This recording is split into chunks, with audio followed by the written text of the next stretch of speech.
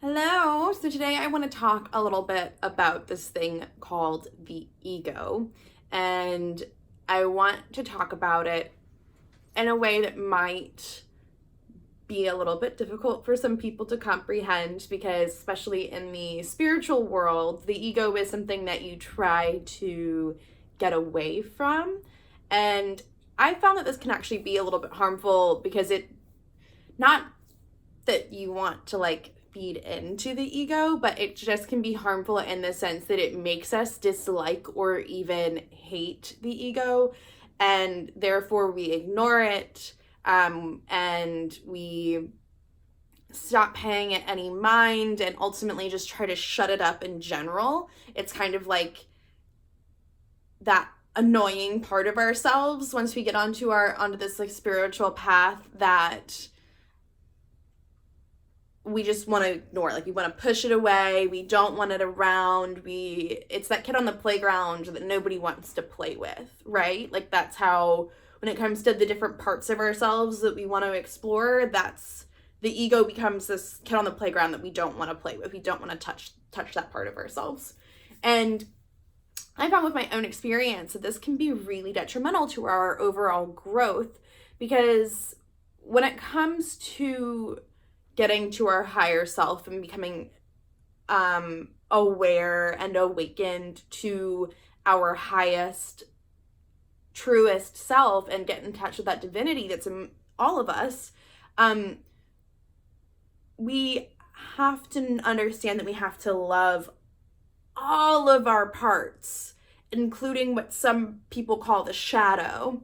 And I believe the ego is included in this concept of the shadow.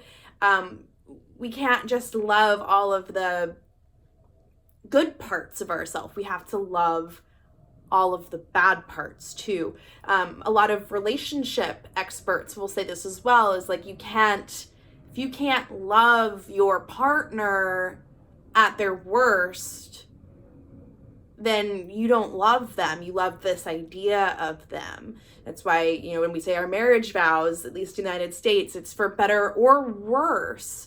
And it needs to be the same with ourselves as well. We can't say, oh, well, I love myself when I'm in my meditation practice and I'm feeling connected to the divine and all of this, but I don't love myself when I get in my ego and I start judging myself and I start judging other people and all of that, and then I don't like myself anymore, or I don't love myself. Well, then you don't love yourself all of the time, and that's what we're working towards here, is loving yourself all of the time, even when you make a bad decision, for lack of a better word. And understanding and accepting that part of yourself as opposed to shaming it, right?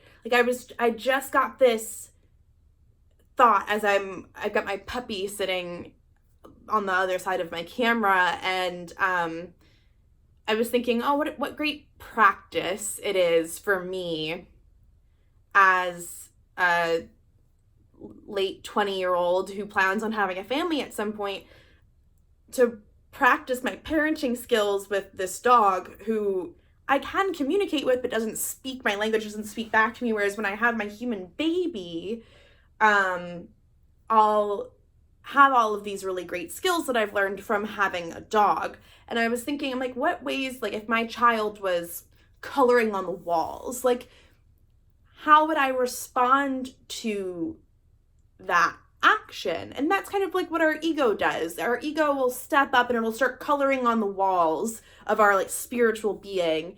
And I wonder what would happen if we decided to embrace and accept that part of ourselves, or to redirect the ego, even when you see your kid coloring on the walls, instead of shaming them for coloring and being artistic and potentially shutting down that part of them, saying, hey, honey, that's great.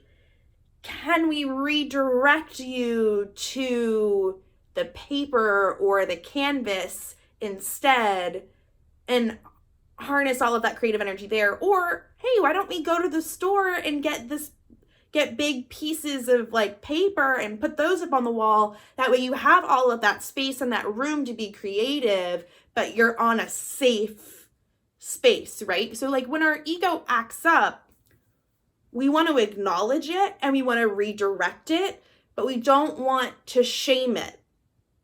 And I was doing this for a while, and then I realized over the summer, like right before I went to New York to see Gabby Bernstein talk, I was like, man, why have I been so like low? Like I'm going to New York, I'm meeting one of my, spiritual teachers. This is really exciting. But I feel so crappy. And then the word ego just like peaked up, and I was like, oh, I've been so focused on trying to be this like perfect person that anything imperfect about me, I was shutting down and ignoring and not loving. So I got really depressed for a couple of weeks. And as soon as I opened myself up to this idea of like loving all of myself, including the deepest, darkest depths of me, I was able to heal some of those parts, and also realize the things that I was doing to myself that wasn't respecting myself. So I was able to redirect that negative energy into a way that supported myself a lot more. So, and our ego, A Course in Miracles talks about the ego as a manifestation of this reality, this world that we live in, but it's still a part of us. Like it was created by that which created us. So like there's a reason why it's there. We just need to learn how to use it for good, how to redirect it to that canvas that we want it to paint on. And the ego can eliminate a lot of different parts of ourselves and things that are maybe more difficult for us and our spiritual selves to understand, but it can help us see all of these worldly things in a different way, but then also in a way where we can accept it and love it and support it. So I wanted to post a video about that today. So I feel like it's very important. And I know in a spiritual community, like it's very easy to get hung up on wanting to completely erase the ego. And that's not what we want to focus on. We just want to redirect that energy. Like, the moment that you start judging somebody, you choose again and you redirect love their way. That's the same thing you want to do with the ego, is constantly redirecting it back to love without shame. So hopefully that resonated with you. And if it did, feel free to leave me a comment below, and make sure you follow at Live So Brightly for all of your spiritual and self-love needs. Light and love.